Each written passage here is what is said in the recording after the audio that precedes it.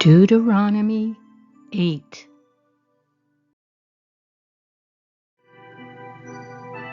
You must carefully follow every command I am giving you today, so that you may live and increase, and may enter and take possession of the land the Lord swore an oath to give to your forefathers.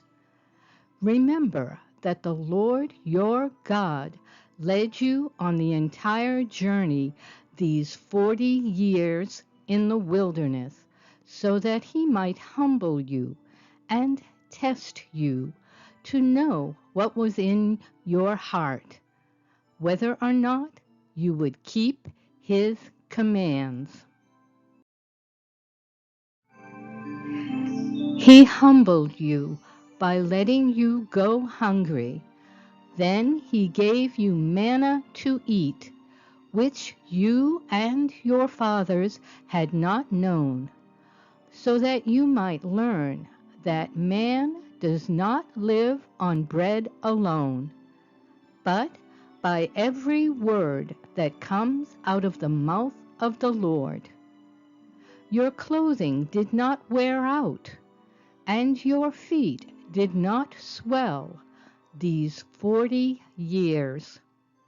Keep in mind that the Lord your God has been disciplining you, just as a man disciplines his son. So keep the commands of the Lord your God by walking in his ways, and to fear him.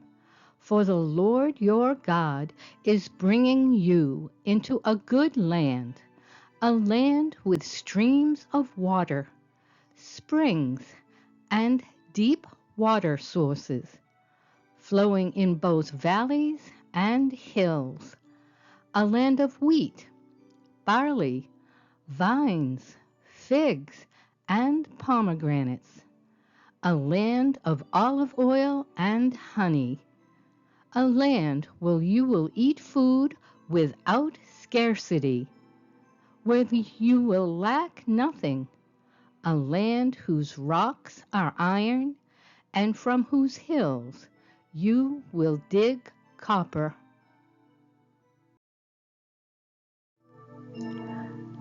When you eat and are full, you will praise the Lord your God for the good land he has given you. Be careful that you do not forget the Lord your God by failing to keep his commandments and his ordinances and his statutes, which I am giving you today. When you eat and are full, and build beautiful houses to live in, and your herds and flocks grow large, and your silver and gold multiply, and everything else you have increases.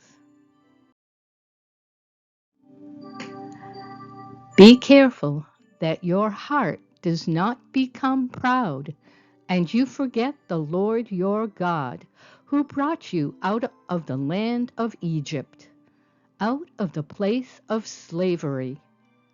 He led you through the great and terrible wilderness, with its poisonous fiery snakes and scorpions, a thirsty land where there was no water.